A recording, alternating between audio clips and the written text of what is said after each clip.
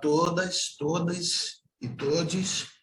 Meu nome é Pedro Pereira, faço parte do SEDECA Rio de Janeiro e sou pesquisador do Observatório de Conselhos da Escola de Serviço Social da Universidade Federal do Rio de Janeiro. Hoje nós teremos uma aula online, né, sobre o tema Racismo no Brasil e Direitos Humanos, com as professoras Patrícia Costa, do SEDECA Rio de Janeiro, e a professora Graciele Costa Ferreira, professora da Escola de Serviço Social da UFRJ. Ambas são assistentes sociais. Graciele, para ela poder iniciar sua apresentação e sua exposição. Obrigado. Então, bom dia, boa tarde ou boa noite. Espero que estejam todos e todas muito bem. É um prazer enorme estar aqui, Pedro. Mandar um abraço para você, para todo o pessoal do Observatório dos Conselhos. Eu tenho muita alegria de poder também compor. Bom, hoje a gente vai fazer uma conversa aqui, na verdade, né? Um pouco sobre racismo e desigualdades. Eu vou compartilhar essa fala com a querida Patrícia Costa, nós somos quase xarás de sobrenome, pensando o que é estar nessa sociedade que é a brasileira, que tem uma interferência muito forte do fator racial, na maneira como a gente convive, na maneira como a gente estabelece as nossas relações, na maneira como a gente trabalha, inclusive, como a gente vai ver aqui no Sistema de Garantia de Direitos para Crianças e Adolescentes. E vamos pensar como é possível pensar as relações raciais, as desigualdades raciais colocadas em um contexto de luta por direitos humanos. Tenho certeza que a Patrícia vai evidenciar bastante essa parte. Quando a gente começa a falar sobre relações raciais, ou sobre raça, ou sobre racismo, a primeira questão que aparece comumente é: mas por que a gente vai falar disso? No final das contas, nós não somos todos e todas iguais? Essa é uma questão que sempre aparece quando a gente está falando sobre relações raciais. E, de fato, né, a Constituição Federal de 1988 no Brasil, ela estabelece que nós somos todos iguais perante a lei, né, sem distinção de qualquer tipo de natureza, e a todos é garantido o direito à vida, à liberdade, à segurança, à igualdade. Essa é uma premissa que está colocada no artigo 5º da Constituição Federal, e nós poderíamos dizer que, inclusive, no Estatuto da Criança e do Adolescente também há esse enunciado de que todos serão contemplados por essa legislação, observando que não haverá nenhum tipo de discriminação entre os sujeitos, né? E aí, um parágrafo único do ECA diz que os direitos enunciados nessa lei, o Estatuto da Criança e do Adolescente, aplica-se a todas as crianças e adolescentes sem discriminação de nascimento, situação familiar, de idade, sexo, de raça, etnia ou cor, religião, etc, etc, etc. Bom, se as legislações que nos regem, elas estabelecem que nós seremos considerados todos iguais, que as pessoas não serão discriminadas, por que ainda é necessário falar sobre relações raciais? É importante que a gente entenda que a discussão sobre a condição de igualdade, ela é muito recente, inclusive não só no Brasil, mas pensando no contexto mundial, e como os direitos humanos eles vão passando por diferentes momentos, até que nós chegássemos nos anos 80 a essa discussão de igualdade, né? Todos sendo tratados como iguais.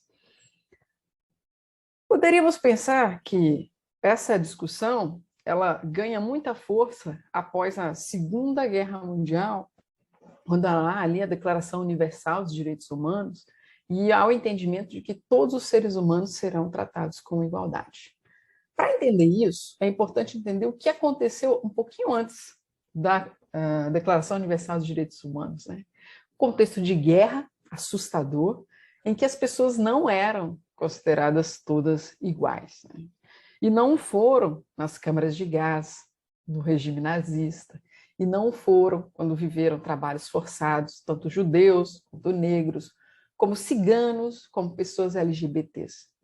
Ali, no contexto da Segunda Guerra, foi declarada a ideia, né, ou as ideias vigentes no início ali do século XX, de que haveria uma hierarquia entre os grupos, hierarquias de raça, hierarquias, a gente pode dizer, de um termo que vai surgir depois de etnias, de hierarquias entre homens e mulheres, hierarquias etárias, a gente poderia dizer, e, como é o assunto principal de hoje, hierarquias raciais, ou seja, a partir do seu pertencimento de cor, raça, você poderia ser considerado como superior ou inferior.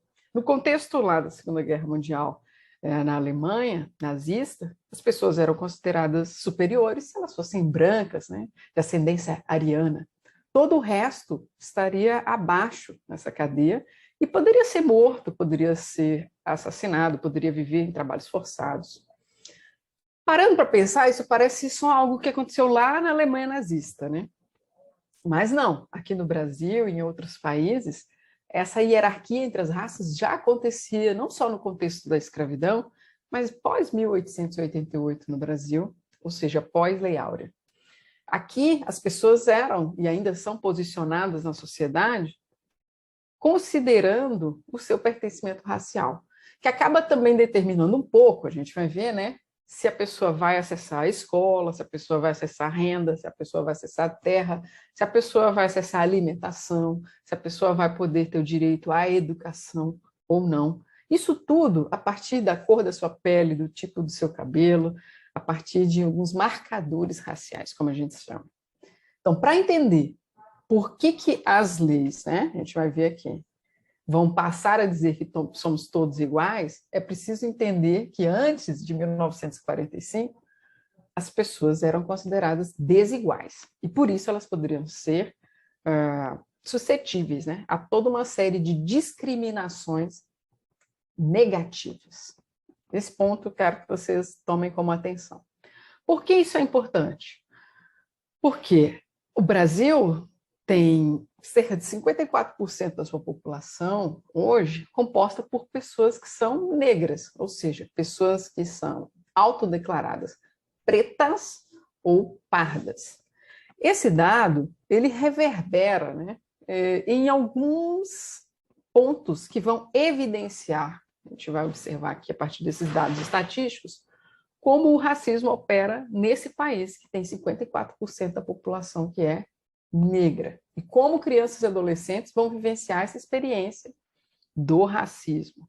A gente está falando de crianças negras, mas a gente poderia pensar também em indígenas, a gente até poderia pensar, inclusive, em crianças ciganas, porque em determinadas regiões elas estão com uma presença significativa.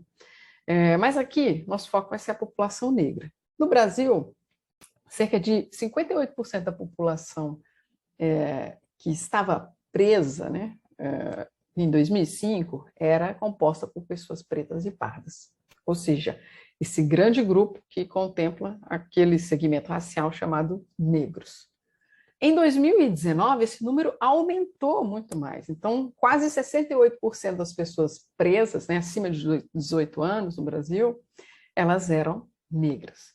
Lembra que só 54% da população é negra. Mesmo assim, eles estão como maioria, muito mais considerável, nas prisões, ou seja, encarceradas no Brasil.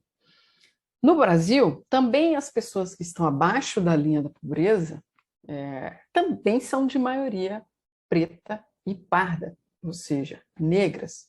Mais de 32% das que vivem com apenas $5,5 em 2018 no Brasil eram negras. E a gente poderia dizer que as pessoas que mais morrem vítimas de homicídios no país também são negras, né? Uma maioria muito considerável, observando a relação com pessoas brancas. Então, no Brasil, há uma chance de quase 3 vezes mais uma pessoa negra ser assassinada do que uma pessoa branca. E, quando a gente considera as crianças e os adolescentes, nós também vamos assistindo que as crianças negras, elas são uma maioria em situações de violações de direitos. Ou seja, quase mais de 66% das crianças no Brasil que estão em trabalho infantil, elas são negras. Isso eu queria chamar a atenção de vocês que estão assistindo, porque aparece no nosso cotidiano, inclusive quem está como conselheiro tutelar ou em qualquer outro tipo de atividade do SGD, a gente vai meio que naturalizando esse pertencimento racial das crianças que vivem violências, aquelas que têm seus direitos violados cotidianamente. Ou seja, a gente se acostuma, talvez até como pessoa, não necessariamente como operador do SGD, a passar na rua e ver que quem está pedindo dinheiro para a gente ir no bar é uma criança negra, uma menina, um menino, que quem está limpando no farol ali o nosso carro é uma criança negra, que quem está em alguma situação de extrema fragilidade, ou, por exemplo, desnutrição, ou violência sexual são meninas, meninos negros. 55% das crianças que vivenciam violência sexual, entre 10 a 14 anos, são crianças e adolescentes negros. Então, a gente vai meio que se acostumando a essa presença massiva de pessoas negras em situações de desvantagem social. Ou seja, a gente naturaliza que as prisões estejam, em sua maioria, compostas por crianças negras, a gente naturaliza que o sistema socioeducativo tenha, em sua maioria, crianças atendidas e adolescentes, sobretudo adolescentes negros. A gente se acostuma que o trabalho infantil negro esteja ali no nosso cotidiano, a gente naturaliza. E a pergunta é, mas, professora, é óbvio que as pessoas negras elas vão estar, em maioria, nessas situações de desvantagem social, porque elas são 54% da população. Embora, se vocês observarem, em todos esses índices, né, em que as pessoas vivenciam privações de direitos, as pessoas negras estão muito à frente desses 54%, né? Trabalho infantil, crianças e adolescentes negros são mais de 66%. Mas, de todo modo, não seria então porque as pessoas negras, nós, né, somos maioria e por isso que a gente está na situação mais de desvantagem em alguns dados específicos?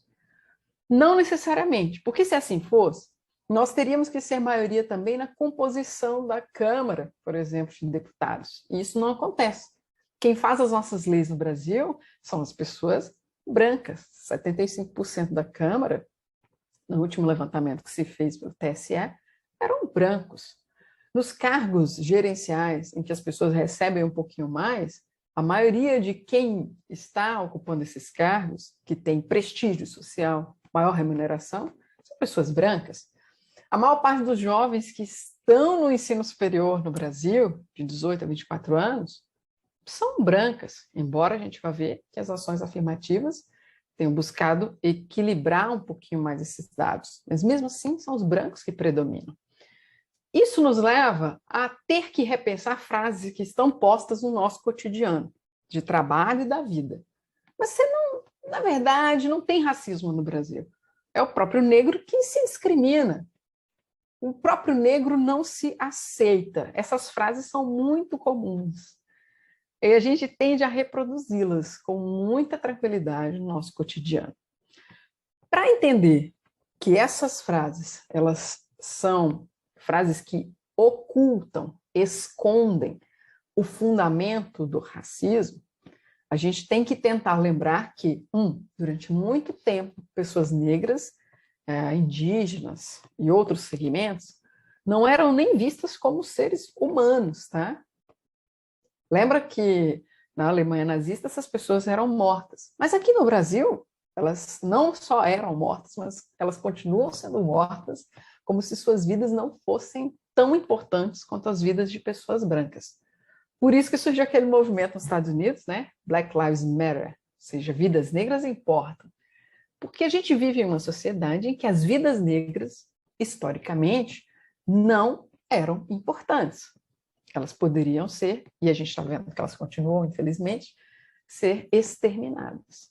Porque no componente da vida, observando a raça, elas sempre, as pessoas negras, nós estivemos lá embaixo na pirâmide da importância. Os brancos como mais importantes e como os exemplos do que é a vivência da humanidade, da beleza, da sabedoria, ou seja, todos os outros saberes indígenas, saberes negros, a beleza negra em suas variações indígenas, tudo isso era desprezado e visto como, inclusive, inexistente. Isso se transpôs para nossa vida hoje, na televisão, na internet, nas escolas, quando a gente senta para estudar. Então, veja, durante muito tempo nós não fomos tratados como iguais. Uma série de legislações vão chegar ao ponto de dizer, pós-1945, Declaração Universal de Direitos Humanos, todos devem ser tratados como iguais. Mas a gente vai ver que o que diz a lei, nem sempre, vocês mais do que eu sabem, nem sempre se aplica imediatamente na realidade. Então, essa impressão em que boa parte de nós temos, né, de que o próprio negro não se aceita, ele se discrimina, ela precisa ter um fundinho a mais de reflexão. Por quê? Quando a gente olha as novelas no Brasil, e o Brasil é o país com mais pessoas negras fora do continente africano, não tem nenhum outro país no mundo com a quantidade de pessoas negras que nós temos no Brasil. E quando a gente olha na TV, esses 54% da população negra não está expresso nos âncoras dos jornais, nos protagonistas e nas protagonistas da TV, nos papéis de mais importância, nas apresentadoras, nos apresentadores, das televisões mais importantes do país. Agora, no último ano, nos últimos 2 anos, a gente tem visto uma tentativa de mudança desse cenário. Mas ainda é muito, mas muito incipiente. Por exemplo, em 2018, essa novela Segundo o Sol, que foi ambientada lá em Salvador, que, abre parênteses, é a cidade com pessoas mais negras no Brasil, na sequência vem o Rio de Janeiro, nós temos essa família que representaria a família de Salvador, na Bahia. São pessoas brancas, ou lidas no Brasil como brancas. Isso gerou uma repercussão internacional, porque a falta de elenco negro, ou seja, de pessoas negras naquela novela, foi tão escandalosa que as pessoas fora do Brasil criticaram a novela. E um grande cineasta, Joelzito de Araújo, disse: o que persiste muito fortemente nas mentes dos produtores e diretores no Brasil é a ideia de que a população negra e afrodescendente é uma minoria. E a ideologia do branqueamento continua. Ou seja, as televisões, né, os mecanismos midiáticos, a gente poderia dizer, eles continuam reproduzindo uma ideia de que o Brasil ele não é necessariamente um país de maioria negra, mas um país que busca ser branco, respondendo a um projeto de nação que existe no país desde o final dos 1800, em que se acreditava que, aos poucos, a população negra iria embranquecer na medida que se relacionasse, né, com pessoas brancas. Essa imagem que é representada ou não representada do negro nas mídias hegemônicas, elas também representam violências e que vão reverberar, por exemplo, nesse entendimento de construção de autoestima também da pessoa negra, que nunca vai se ver como bem representada ou representada positivamente. Essa lógica de ausência de representação, ou pior, tá? Às vezes uma representação estereotipada do negro como criminoso, violento, assassino, traficante, que às vezes é só o que sobra para o ator e a atriz negra, ou empregada doméstica, ela produz uma violência simbólica, mas não está só lá no ponto de vista da consciência das pessoas negras que não querem se ver naqueles personagens, ou nem se veem representados naqueles personagens, né? Mas ela se traduz também em violência física, em extermínio de corpos negros. Ou seja, as pessoas negras e as crianças negras se formam, tá, nessa experiência de não se ver na TV, de não se ver nos desenhos animados, de não se ver como personagens positivos. Mas isso forma o imaginário não é só de pessoas negras, forma o imaginário de pessoas brancas. E isso se traduz em ações concretas, como o extermínio literal de crianças e adolescentes negros. Se há uma associação imediata entre corpos negros e violência em em uma concepção de inferioridade como seres humanos, porque isso ainda pertence à nossa lógica de compreensão da vida. A gente vê automaticamente uma pessoa negra, uma criança negra, um adolescente negro, a gente associa ao medo, ao perigo, e isso, como eu disse, é uma construção que é secular, que a gente tem tentado romper. A polícia também vai reagir nessa mesma medida, né? Então, a polícia e outras forças de segurança, elas tenderão a expressar essa ideia de negro associado ao crime. 111 tiros foram destinados a esses 5 adolescentes em Costa Barros, aqui no Rio de Janeiro, em 2015.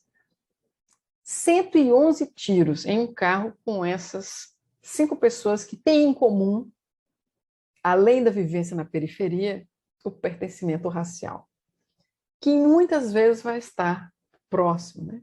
Estar como pessoa negra vivendo na periferia. Ah, professora, mas tem pessoas brancas que vivem na periferia também. Sim, a gente sabe disso. Mas se a gente analisar nos últimos anos, quem tem sido as crianças e adolescentes mais mortos em situações de operação policial nas comunidades no Rio de Janeiro, a gente vai ver que a maior parte das crianças e adolescentes que morrem são crianças e adolescentes negras. A Ágata, do Complexo do Alemão, é um exemplo disso. O João Pedro é um exemplo disso. 75% das vítimas fatais de operações no Rio são negras. E a maior parte, dentre esses grupos, quando a gente analisa, observando a idade delas, entre 0 a 14 anos, são crianças e adolescentes negros. Essa conta nos leva à interpretação de que a experiência de uma criança e um adolescente negro na sociedade, ela não é igual à experiência de um adolescente e de uma criança branca, mesmo em um país como o nosso, em que a maioria das pessoas é negra. Porque, veja, quem constrói as leis do país? São pessoas brancas. Quem domina o espaço midiático no Brasil? São pessoas brancas. Quem também, né, predomina, não ali nas baixas patentes das forças policiais, mas nas altas patentes das forças policiais, são pessoas brancas. Quem são as pessoas que estão pensando as políticas públicas para o Brasil, voltadas para crianças e adolescentes? São pessoas brancas. Há uma construção de um imaginário social em que, na aparência, somos todos iguais perante a lei, inclusive crianças e adolescentes. Entretanto, no final dos anos 1980, foi se compreendendo, assim, pós nossa Constituição Federal, inclusive, pós ECA, inclusive, isso vai ganhar força muito mais nos anos 90 e 2000, no Brasil, porque em outras partes do mundo é nos anos 80, mas no Brasil a gente poderia dizer que é a partir dos anos 2000 que ganha mais força o entendimento de que, embora as legislações digam que somos todos iguais perante a lei, como diz nossa Constituição, como diz nosso ECA, há a necessidade, observando o histórico de discriminação negativa a alguns grupos, de que esses grupos sejam considerados a partir de uma discriminação positiva, observando que, sistematicamente, eles sofrem discriminações por serem mulheres, por serem negros, por serem indígenas e outros e outros. E aí vai haver algo que talvez o Estatuto da Criança e Adolescente precise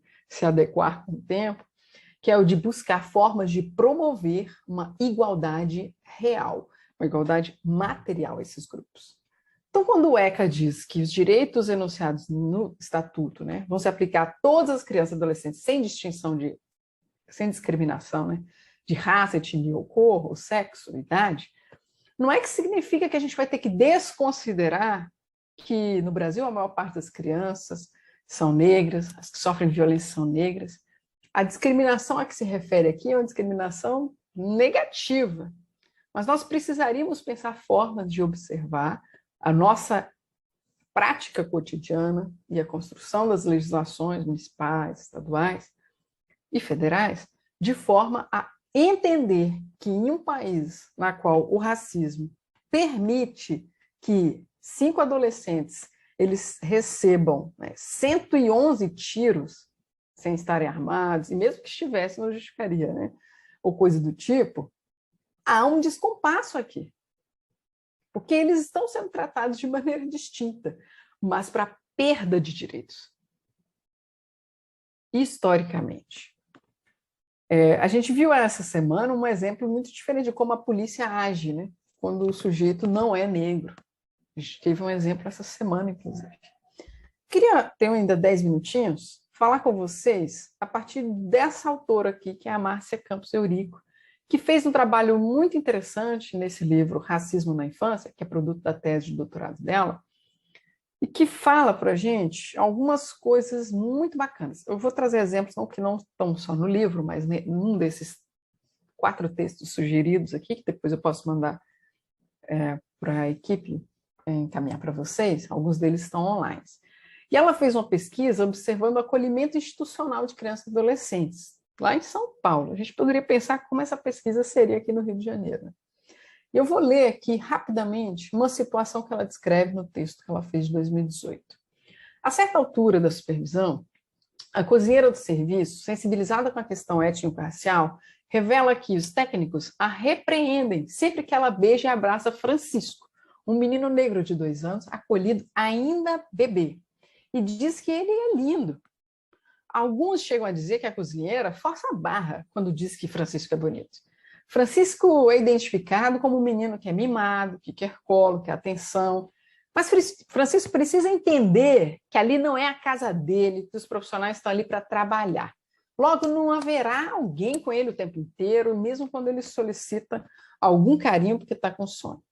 A psicóloga, por exemplo, sente-se encorajada a dizer que no plantão anterior, a criança choramingou por cerca de 3 horas durante a madrugada, incomodando, inclusive as outras crianças, porque queria que alguém segurasse a sua mão para dormir.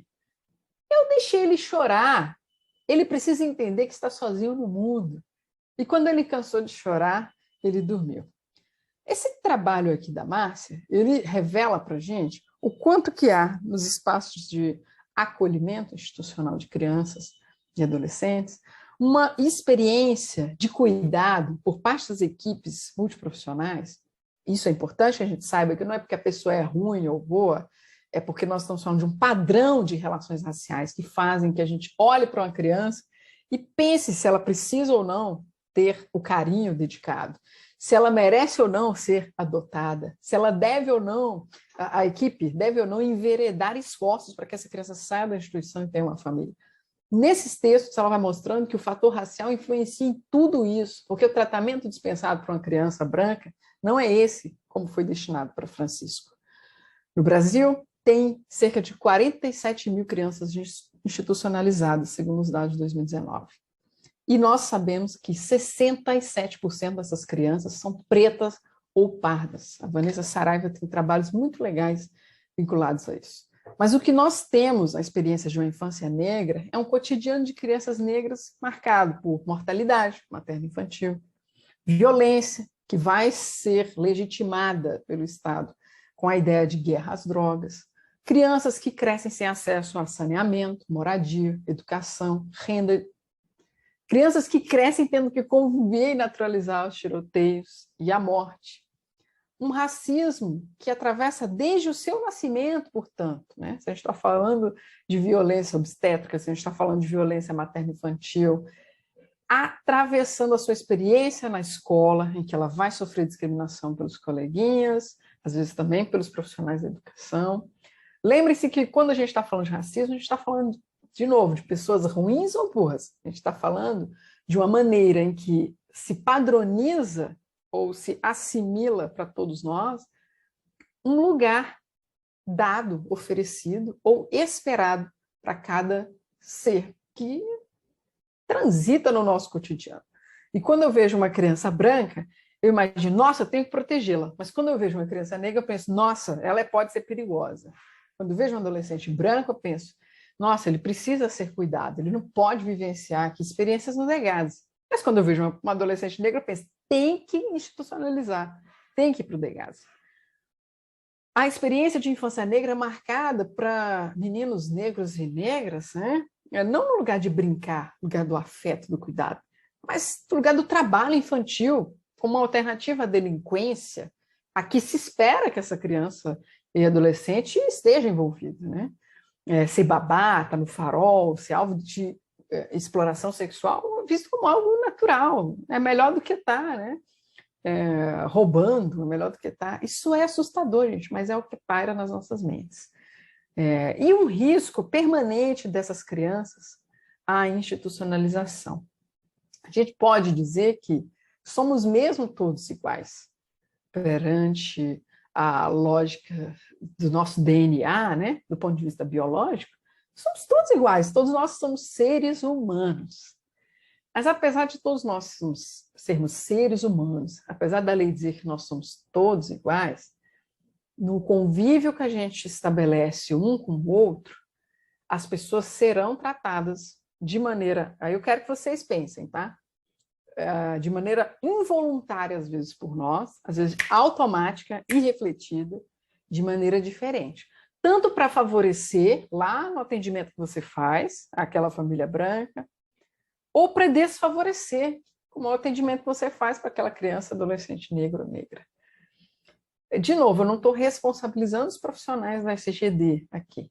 Eu só queria que vocês agora parassem um pouquinho para refletir até que ponto o racismo ele influencia as nossas atitudes, aquela nossa proposta, né, que você vai oferecer para aquela criança, vai apresentar lá para o juiz, o que você acha que é melhor para aquela criança, para aquele adolescente. Até que ponto o racismo influencia as nossas decisões? De todos nós, inclusive de quem estuda ou não relações raciais. Esse tratamento diferenciado, ele tem nome, se chama racismo, que vai favorecendo sempre pessoas brancas e desfavorecendo outros grupos. Quando as ações afirmativas, tem mais 2 minutos, quando as ações afirmativas surgem como uma política pública, tá?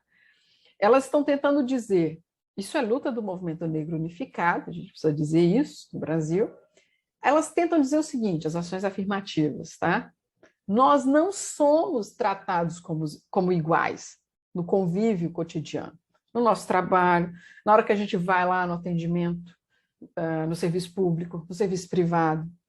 A gente pode sofrer racismo, não é só quando a pessoa diz, não, entra aqui, ou te ofende com a palavra racista, mas quando ela te deixa de tratar bem pela sua condição racial. Nós não somos tratados como iguais na nossa sociedade, mas nós podemos conquistar a igualdade. Como? Via ações afirmativas. Por isso é importante que no SGD, o Conselho Tutelar conheça, por exemplo, a Lei 10.639 de 2003 e 11.645 de 2008, que diz que nas escolas é obrigatório o estudo de história da África e afro-brasileira e indígena.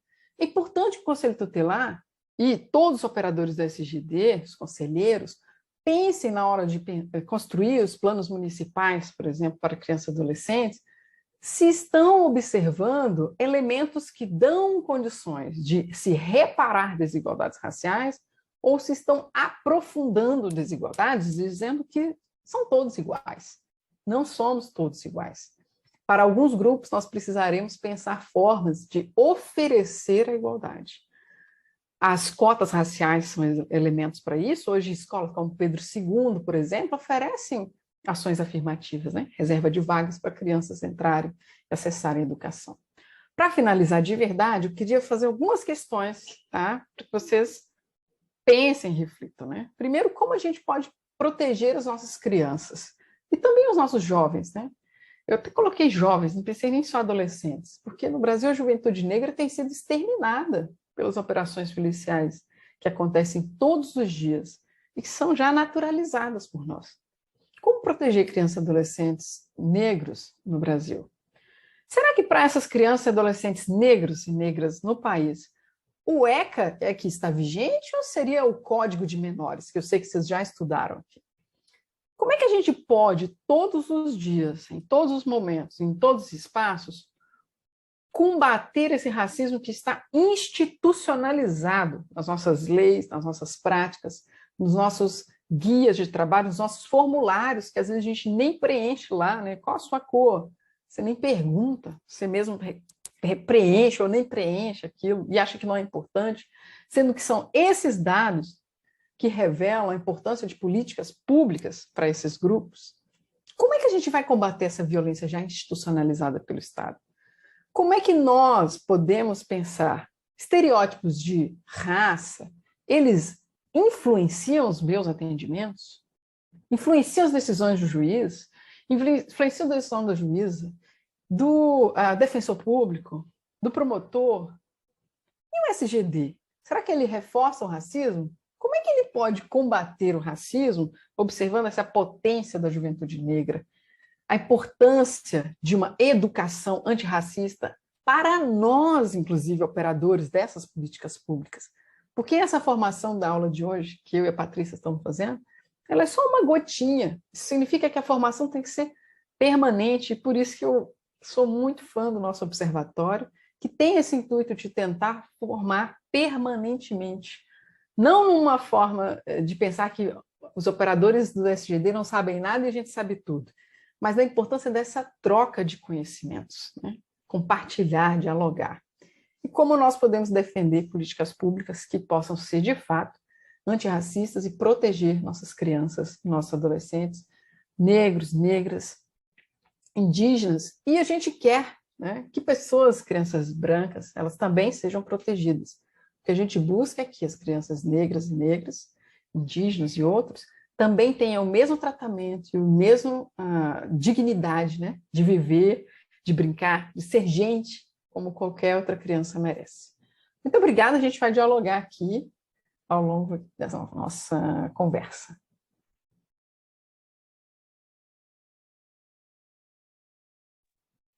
Muito obrigado, professora Graciele, trazer tantas reflexões importantes aí que vão subsidiar os conselheiros de direitos e conselheiros estelares e equipes técnicas também que atuam nos conselhos, né?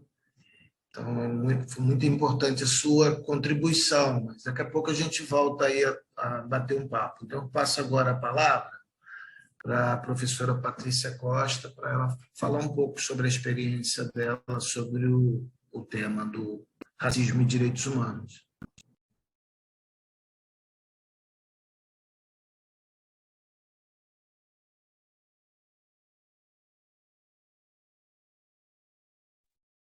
Oi, Patrícia, está me ouvindo? Oi, bom dia a todas, todos. Vocês conseguem ver a apresentação? Que para mim não aparece. Sim, está aparecendo. Eu gostaria de agradecer muito à professora Graciele pela apresentação dela. Me senti contemplada em diversas falas e acredito que tenha sido muito importante iniciar a reflexão por esses aspectos. Muito obrigada mesmo, foi brilhante sua apresentação. Eu queria começar me apresentando. Eu sou Patrícia Costa, como o Pedro já falou, assistente social do SEDECA-RJ, Centro de Defesa dos Direitos da Criança e do Adolescente, mulher, preta, retinta e mãe de 2 crianças igualmente pretas. E falo desse lugar de profissional, mas também nesse lugar de pessoa preta, inserida nessa sociedade brasileira, conforme a Graciele trouxe, que tem atravessamentos raciais em todas as suas esferas. Eu queria começar contextualizando a minha fala a partir deste lugar, né? Como profissional, integrante da equipe técnica do SEDECA, eu trabalho diretamente no atendimento jurídico e social de crianças, adolescentes e seus familiares com direitos violados. Faço parte do projeto Nenhum Direito a Menos. E esse projeto é o que hoje é o projeto que atende todas as demandas, né? Grande parte das demandas espontâneas ou não que chegam na nossa instituição. E eu também atuo de forma complementar no projeto Segundo Sol, que é um projeto de prevenção de violências contra crianças e adolescentes. E, a partir disso, eu gostaria aqui de trazer alguns dados de atendimentos dos últimos 2 anos, que nós temos registros especificamente com recorte racial. Primeiro, né, no atendimento jurídico e social, nós tivemos 147 crianças e adolescentes atendidos pelo SEDECA no período compreendido de 2020 até maio de 2022. E nós temos, desse público, 46% se declarou como pessoa preta. 22% deles se declararam como pessoas pardas. Então, no total, 68% dos nossos atendidos se declaram dentro da população, como integrantes pertencentes à população negra. 22% dos nossos atendidos se considerou branco. E 22% também, 10% se considerou branco e 22% não soube identificar a qual grupo étnico pertence. Desses atendidos que nós temos, 72% tem como principal demanda a questão do ato infracional. São adolescentes em cumprimento de medidas socioeducativas. A maior parte do nosso público chega através de demandas espontâneas ou encaminhados por outras instituições, pela rede, com essa demanda. E nós temos crianças e adolescentes com diversas violações, dentre elas abuso, violência sexual, nós temos dificuldades e limitações no acesso a políticas públicas, política de educação, de saúde, nós temos diversas questões de violações que chegam para a gente como para nós atendermos, né? E o SEDECA acolhe todos e as demandas que são pertinentes ao nosso trabalho, nós damos continuidade e também direcionamos para atendimento na rede e no sistema de garantia de direitos. Esses dois projetos que foram citados por mim agora há pouco, o jurídico social, que faz parte do Nenhum Direito a Menos, esse é o perfil desses adolescentes. E nessa proposta, nós realizamos também sensibilizações e disseminações de práticas restaurativas. E nós temos temos recentemente, sempre tivemos, mas recentemente temos tido um aumento no número de pessoas, de instituições que nos procuram para tratar das questões relativas à resolução de conflitos e também de comunicação não violenta.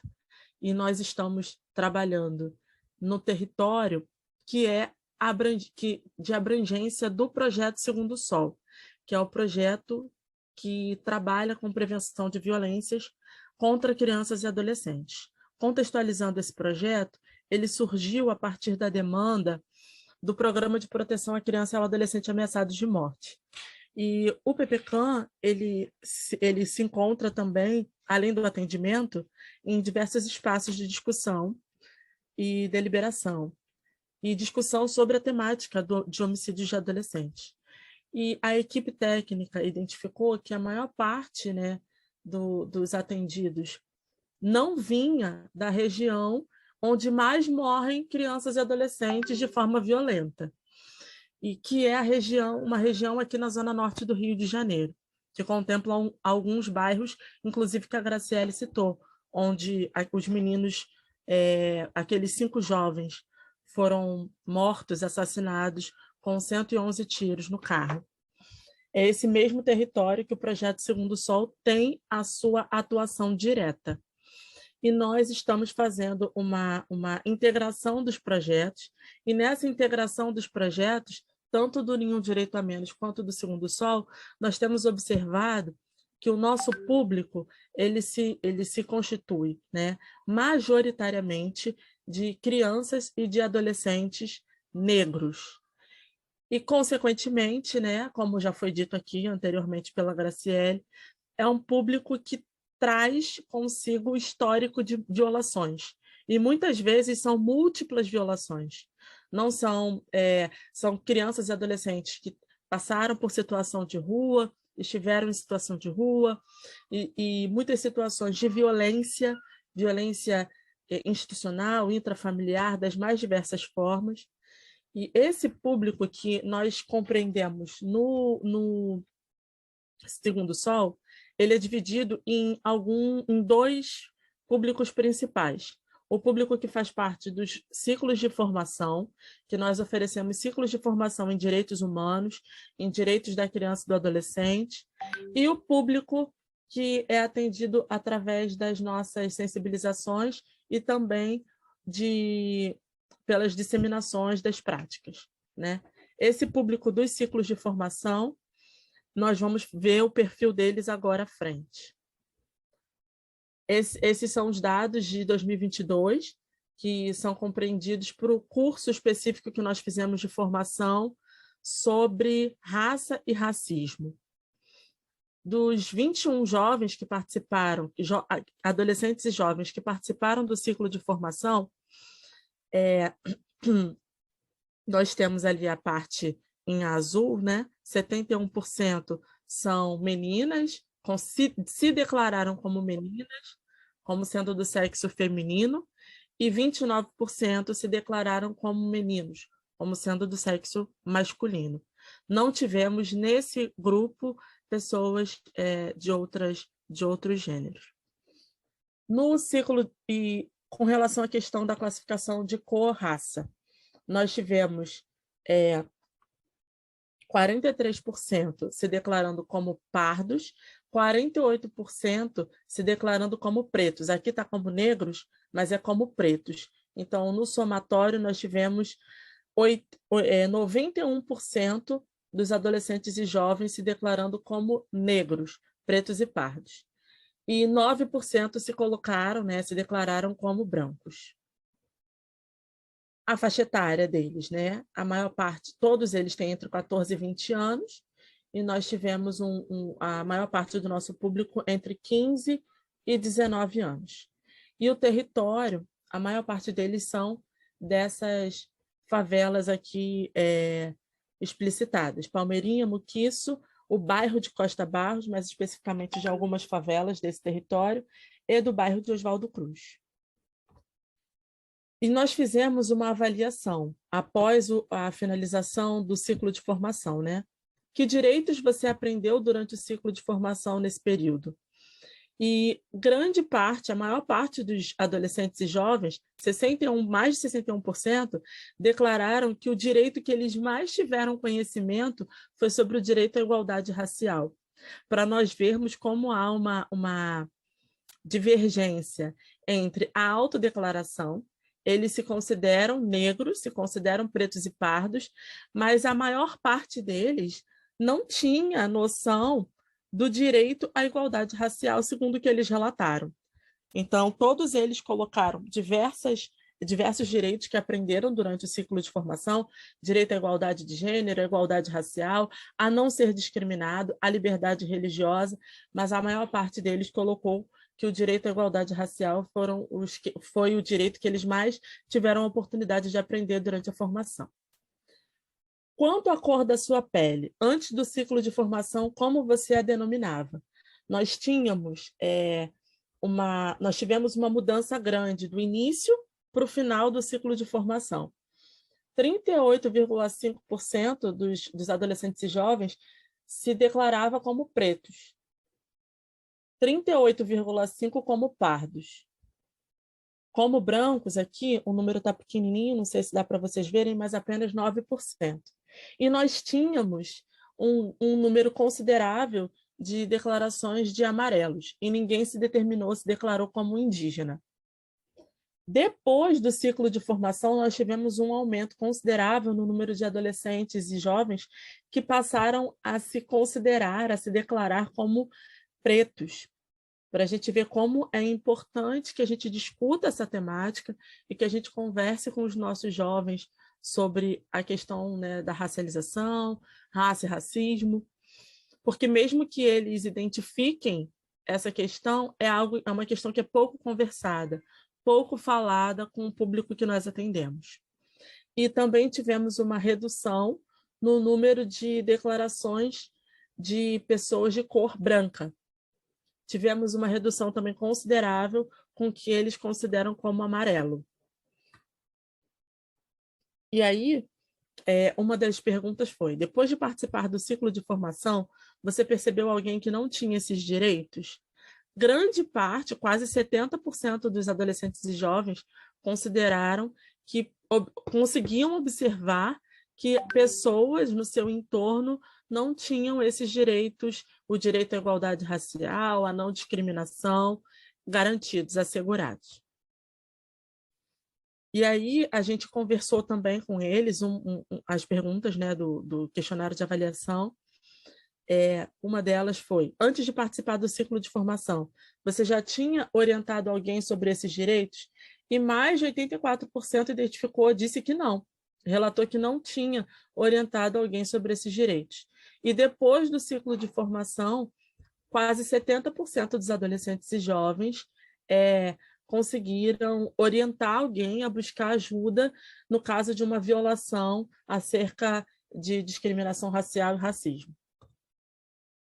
E aqui estão as respostas acerca dos locais de encaminhamento, onde eles conseguiram, a quem eles orientaram que as pessoas que sofrem algum tipo de violência racial possam buscar ajuda e apoio.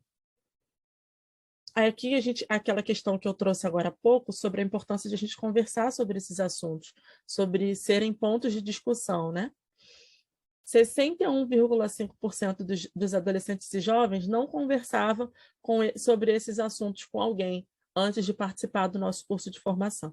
E depois de participar do ciclo de formação, 76%, quase 77%, colocou que já conversou sobre o que aprendeu com outras pessoas. Então, disseminou o que eles conseguiram aprender sobre raça e racismo no Brasil durante o ciclo de formação. E aí eu queria trazer para a discussão alguns pontos que eu considerei importantes a partir desses dados, né? Como a Graciele trouxe. Nós temos os nossos adolescentes e crianças e jovens, em sua maioria, os nossos atendidos são negros, e nós temos uma gama de violações que essas crianças, esses adolescentes e jovens sofrem. E grande parte deles, no nosso dia a dia, né, nos atendimentos, eles apontam duas situações mais latentes, né? Uma é a excessiva racialização, desde muito cedo, a conversa sobre racialização no sentido de proteger por parte da família, aquele tipo de assunto que nós, pessoas pretas, conhecemos bastante. Não, para os jovens, meninos, não andem com a mão no bolso, não coloquem capuz, cuidado com o guarda-chuva, cuidado, não faça nenhum movimento brusco. Se você for abordado, como que você deve agir caso seja abordado por forças policiais? Tem esse lado, e também tem o lado da não racialização, da não discussão desses pontos. E existe uma divergência que grande parte do nosso público circula apenas nos seus territórios de origem. Grande parte deles relata que não sai dos seus bairros, das suas favelas, para realizar outras atividades. A maioria estuda por perto, se relaciona por perto, e esse grupo que não acessa outras partes da cidade tem menos possibilidade, menos conversas e menos conteúdos racializados no seu dia a dia. Mas o público que, por alguma razão, acessa políticas e serviços mais distantes do seu território, que alcança determinados acessos, né, circula mais pela cidade, esses grupos têm grandes oportunidades de conversar sobre essa questão da raça, mesmo que de forma muito intensa na perspectiva da proteção e da prevenção de violências por parte dos seus familiares e ali da comunidade, né? É importante que a gente pense, que a gente discuta que a socialização dos nossos meninos e meninas pretos, negros, é muito diferente da socialização de crianças, adolescentes e jovens brancos. Determinados assuntos, determinadas questões não serão tratadas dependendo do grupo que a gente estiver falando. Os meninos e meninas pretos, eles desde muito cedo precisam conviver com aspectos, né, de proteção e com a violência e as violações de uma forma muito intensa e muito feroz, né? Porque se a gente pergunta e conversa com crianças e adolescentes negros, nós identificamos que desde cedo eles sabem o que é tiro, desde cedo eles têm medo das forças policiais, desde cedo eles identificam que eles são diferentes de outros grupos, no sentido de não terem acessos. Uma das questões que nós temos... Opa, saiu, né? Uma das questões que nós temos conversado com os nossos jovens e adolescentes é sobre o acesso à educação, ensino superior, principalmente os do Projeto Segundo Sol, que estão ali na faixa etária dos anos finais do ensino médio. E a maioria deles identifica que as instituições públicas de ensino superior não são espaços de acesso para pessoas pretas, mesmo que nós tenhamos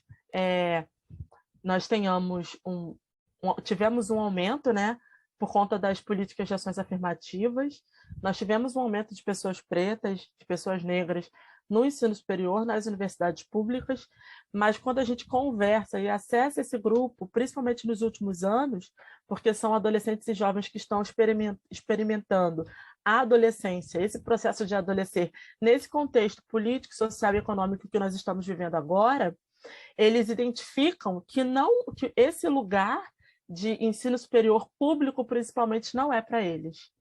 Que esse lugar é destinado a pessoas que são brancas ou pessoas que têm dinheiro. E é um ponto que eu trago aqui para a nossa reflexão, né? Até que ponto a gente consegue... os nossos meninos e meninas, eles conseguem identificar, ter a chance de sonhar, de planejar, de construir projetos de vida, projetos de futuro, e como que o racismo atravessa esses projetos, esses sonhos, como o racismo limita, poda os projetos dos nossos meninos e meninas, como que os adolescentes que estão em situação estão em cumprimento de medidas socioeducativas, como que eles identificam o processo dele de saída, né? De saída dessa situação. A maioria deles identifica que não é possível, de que eles não vão conseguir um emprego, que para eles, ou eles precisam serem associados a categorias específicas de trabalho, que são categorias dentro da hierarquia da nossa sociedade consideradas subalternas. E a gente tenta, dentro do nosso dia a dia, demonstrar para eles que existem inúmeras e múltiplas possibilidades, mas nós sabemos que o racismo ele afeta não só a forma como a gente vive as nossas relações sociais, como também a nossa psique, a nossa consciência, as nossas crenças acerca de nós mesmos. E isso fica muito presente nos atendimentos, nas falas dos nossos adolescentes e crianças e jovens, das famílias, quando a gente apresenta para alguma família uma possibilidade de construção de um projeto, muitas famílias, na sua maioria, são mães. Os nossos atendimentos são, em sua maioria, para as mães, que são mulheres pretas, moradoras de territórios periféricos.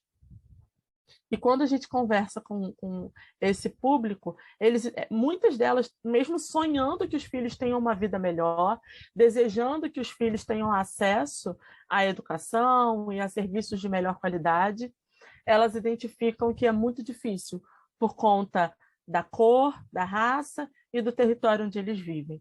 Então, como a Graciele falou anteriormente, eu trago aqui como reforço, a gente precisa refletir sobre algumas questões e a gente precisa pensar como que o racismo tem impactado na construção dos projetos de vida, na construção dos planos, nas relações sociais das nossas crianças e dos nossos adolescentes.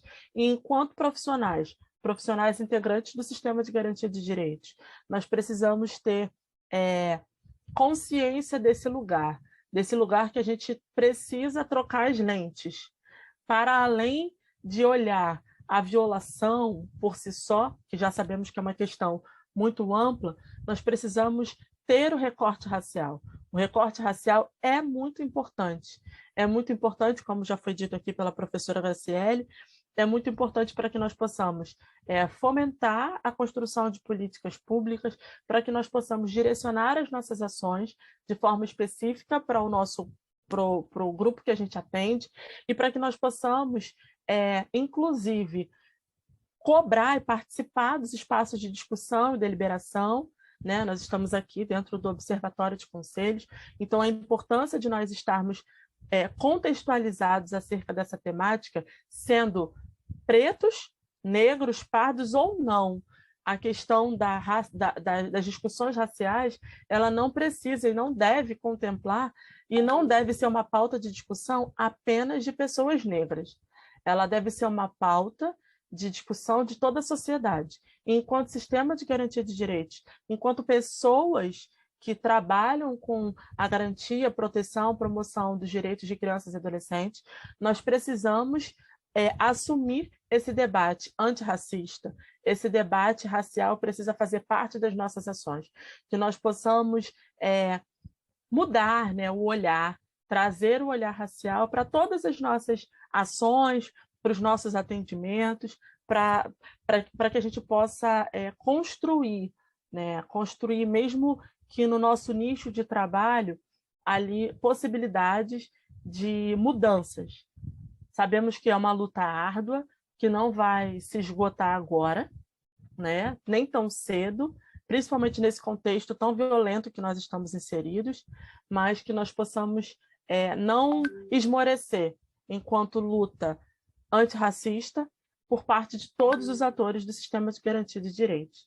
E eu estou encerrando a minha fala, né? Mesmo que depois nós sabemos que eu sei que nós vamos retornar para o debate com a Graciele, mas eu gostaria de trazer aqui um poema que foi escrito por um adolescente de 13 anos, residente de Vila Velha, no Espírito Santo, que me tocou profundamente, e acho que ele é importante para nós refletirmos acerca dos estereótipos e das vivências dos nossos e das nossas adolescentes e jovens e crianças pretas, negras.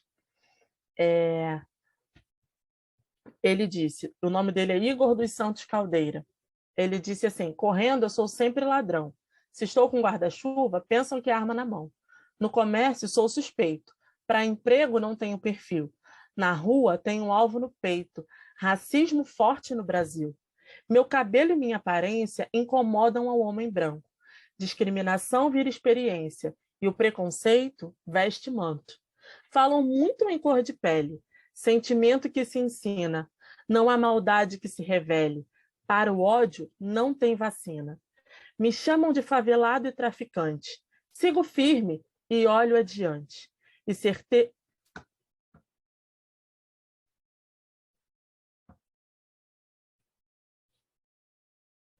negro e pobre nesse país é certeza de vida infeliz.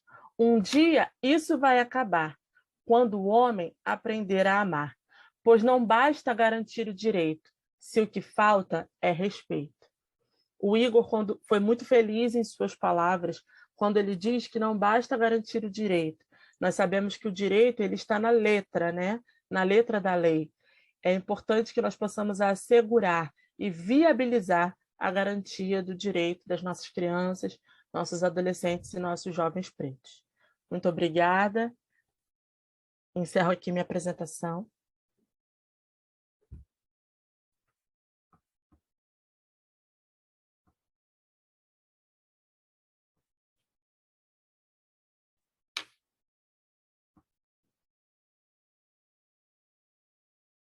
Reflexões, dados, provocações, e a Patrícia apresentando uma experiência, né, uma vivência de trabalhar o tema do racismo com adolescentes e jovens, né, e como esse trabalho fez com que eles pudessem refletir melhor sobre essa realidade. Eu imagino que nos conselhos tutelares e conselhos de direitos, esse pequeno subsídio que a Escola de Serviço Social, né, o Observatório, tem apresentado, possa ajudar na identificação de situações de discriminação e também a relação entre Conselho Tutelar e Conselho de Direitos possa também possibilitar a construção de políticas públicas voltadas para crianças e adolescentes, né? A professora Graciele trouxe um dos pontos da reflexão foi a discriminação positiva, né? As ações afirmativas, né? O que as pessoas podem ajudar a influenciar novas políticas de ações afirmativas em todos os sentidos, né? Eu depois queria pedir à professora Graciele que ela pudesse falar também sobre o núcleo de estudos afro-brasileiros e indígenas que ela coordena lá na UFRJ, né? Acho que pode ser uma referência também para pesquisas, para estudos, né? Então, vamos abrir aí um bate-papo. O que você achou, Graciele, da apresentação da Patrícia? Olha, eu vou te falar uma coisa, eu fiquei emocionada, viu, Pedro? Não sei você, mas Patrícia, que Você viu delícia que a apresentação. coincidência incrível, Graciele? Incrível! Coincidência não, não, teve uma conexão muito forte, mas você viu coincidência em relação àquilo que você apresentou da novela Segundo Sol. Isso é o mesmo nome, né? Aí vem um projeto Segundo Sol justamente se contrapondo, trabalhando num território com meninos e meninas negras e tal. Muito interessante essa coincidência. Também achei, Pedro. Olha, eu queria parabenizar a Patrícia e toda a equipe do SEDECA por esse trabalho belíssimo, um trabalho belíssimo, porque tem um ponto que, antes de falar do NEABI, que a Patrícia coloca, que me parece, né, que é a abertura de possibilidades para todo mundo que está no SGD, que é a construção desses espaços de formação. A gente falou aqui da formação dos profissionais, mas de uma formação antirracista também entre as crianças e adolescentes que passam nos nossos serviços no cotidiano. E do quanto isso pode fazer a diferença, assim, cabal, na alteração dessa visão negativa que a sociedade constrói sobre a experiência do que é ser negro, né? E do quanto que também isso vai influenciar crianças que são brancas a se posicionar contrárias ao racismo, porque a finalização da fala de Patrícia aqui foi brilhante, esse poema do Igor, eu fiquei emocionada quando você leu, porque é isso, é convidar e convocar todas as pessoas, desde o início das suas vidas, a lutar contra o racismo, porque o racismo não só dilacera a vida de pessoas negras, indígenas, mas também, né, produz repercussões na vida de pessoas brancas, né? Então, toda pessoa que busca justiça social, ela, em tese, né, deveria se posicionar contra o racismo. Por isso que as políticas de ação afirmativa, pensando que não só as cotas raciais, mas eu queria pegar um ponto do que a Patrícia falou, tá? Da importância de você que está trabalhando no SGD, seja como conselheiro tutelar, ou seja em qualquer outra esfera, de entender um pouco sobre o significado das ações afirmativas, inclusive as cotas raciais nas universidades, nas escolas, nos institutos federais. Porque, às vezes, na sua orientação lá, você dá essa possibilidade que a Patrícia falou, que é expansão de horizontes para uma família, para aquela criança, de retirar, né, essa lógica de que estudar e ser doutor não é para aquela criança negra periférica. Eu nasci na periferia, fui a primeira da minha família a ser graduada, mestre, doutora, agora estou como pós-doutoranda. Então, é como você dá ali o lugar, né, no seu atendimento mesmo, estou responsabilizando a pessoa individualmente, mas na sua possibilidade de dizer para o outro, olha, existem ações afirmativas, você tem direito, não é privilégio, não é favor, não é a indicação de que você é menos inteligente, não, é uma estratégia de reparação de todas essas desigualdades aqui que a gente está falando, uma busca de que os direitos humanos eles realmente atendam a todos, né, de uma maneira equitativa, ou seja, somos todos humanos, somos todos iguais, mas nós não somos tratados como iguais. As crianças já percebem isso desde cedo, como a Patrícia expressou aqui. Então, é muito relevante que você, em qualquer espaço que esteja, na escola, enfim, em todos os lugares, transitando, tenha esse lugar. Graciele, Patrícia, eu não sei falar sobre isso. Chama quem pode, a gente está aqui à disposição, né? Tem tantas outras pessoas que estão pesquisando sobre relações raciais.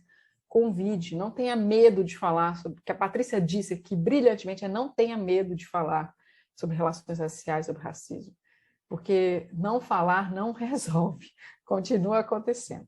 E os NEABs, ou NEABIs, né, que são os Núcleos de Estudos Afro-Brasileiros, e no caso da FRJ, e indígenas, por isso é NEABI, eles vêm com esse interesse de diálogo com a sociedade, especialmente, mas não só, mas na ideia original ele surge com esse esforço de dar respaldo às universidades ou outras instituições, às escolas, às instituições de ensino, para a implementação desses currículos antirracistas. Mas hoje a gente entende que esses núcleos de estudos afro-brasileiros e indígenas, eles também podem assessorar na construção de outras políticas públicas, no campo da saúde, pensando na saúde da população negra, no campo da assistência social, pensando como construir estratégias de formação antirracista com os profissionais e com as famílias atendidas, e em outras áreas, dentro e fora da universidade. Então, como é que a gente constrói essa sociedade antirracista? No Rio de Janeiro, a gente tem a experiência agora da FRJ, que eu, com a professora Raquel Aguiar, a gente teve a chance de estar como coordenadoras, agora ela está, porque eu estou afastada para o pós-doutorado. No Rio de Janeiro tem um NEAB, que é o Núcleo de Estudos Afro-Brasileiros, no DEGASE. Essa é uma experiência inédita, mas que também chama o DEGASE e os adolescentes que estão ali, e os profissionais, para a discussão do entendimento também de por que eles estão ali, sabe? Não é só pelo ato em si, como a Patrícia explicou muito bem aqui, né? Mas é o que está por trás da compreensão da gravidade ou não da sua experiência, da decisão que se toma, né? A partir de você ser branco ou de você ser negro. Então, os NEABs, eles têm esse papel de formação, não é uma formação, de novo, tá? De ensinar para o outro que é ser negro, que é ser branco, mas é de construir em diálogo reflexões com toda a sociedade sobre o que é o racismo e como nós podemos construir experiências, diálogos e políticas públicas para combater o racismo e fortalecer, então, portanto, políticas como a de ação afirmativa, de maneira ampla, não só as cotas raciais, mas é disso, né? Pensar, poxa, será que a gente for revisar o ECA um dia, como é que a gente vai pensar, né? Esse entendimento hoje que os dados nos mostram, que a Patrícia revelou aqui também, de que a experiência de ser uma criança negra no Brasil não se equivale a de ser uma criança branca. A experiência, como o Igor escreveu ali, é a de restrição de direitos. Olha o que ela falou, é de você não poder circular além dali do seu território, da comunidade, porque quando você sai, coisas simples como a restrição de linhas de ônibus produz isso, né? Eu moro aqui agora num território que as linhas de ônibus elas têm sido dificultadas para chegar aqui, porque é próximo à praia. Então, o que significa esse corpo negro circular, oferecendo perigo? Olha, anda sempre com a carteira de trabalho, né? Eu suponho que a Patrícia tem citado muito isso, assim, olha, sempre digo ao meu filho, anda com a carteira de trabalho. Quantas abordagens eu já vi aqui no Rio de Janeiro, que as crianças, os adolescentes, né, retiram a carteira de trabalho. Isso é a experiência de segregação racial. Por isso que o racismo no Brasil tem várias faces. Eu vou deixar a Patrícia falar, porque eu estou encantadíssima. O que ela trouxe de riqueza aqui, eu quero muito que o pessoal assista esse material, pule direto à fala da Patrícia, porque o que ela está dizendo é: atenção, no dia a dia, a lógica do racismo está operando, né? A ideia de igualdade racial, ela tem que ser por nós também construída. A gente está falando, mas vocês falam que só tem que ter direito para esse povo. Não é que só tem que ter direito, a gente está falando de uma experiência marcada pela ausência de direitos, tá? Como a gente vai reverter isso, né, Patrícia?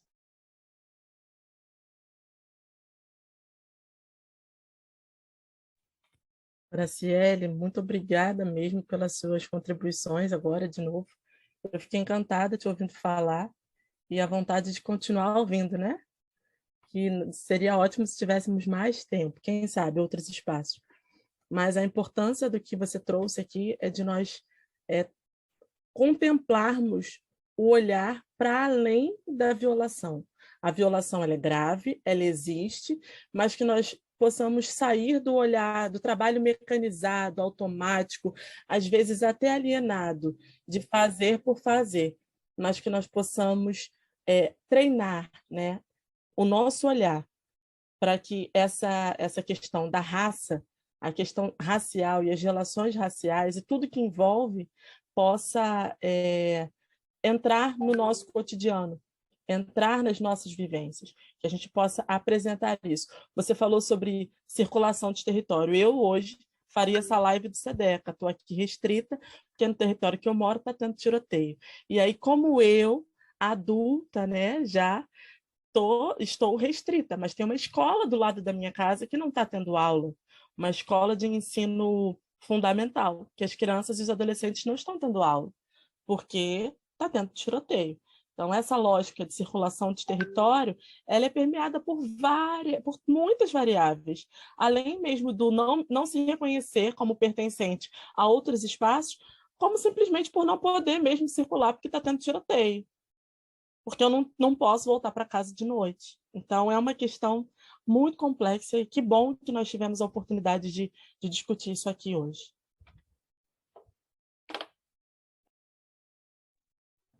Maravilha. Poxa, eu fiquei muito entusiasmado com as reflexões e eu tenho certeza que essas ideias vão ecoar nos conselhos, nas equipes, e que é só um início, né? Como a professora Graciele disse, a universidade tem um papel social importantíssimo, a Escola de Serviço Social está abraçando essa proposta de conselheiros de direitos e conselheiros tutelares de todo o Estado, e essa aula é uma contribuição do observatório. Então, outros encontros, ser muito a contribuição da professora Graciele Costa e da professora Patrícia, vou chamar ela de professora Patrícia, que é uma professora mesmo, né? Então, agradecer e desejar sucesso aí para o curso e para toda a equipe do Observatório. Um abraço. Obrigado.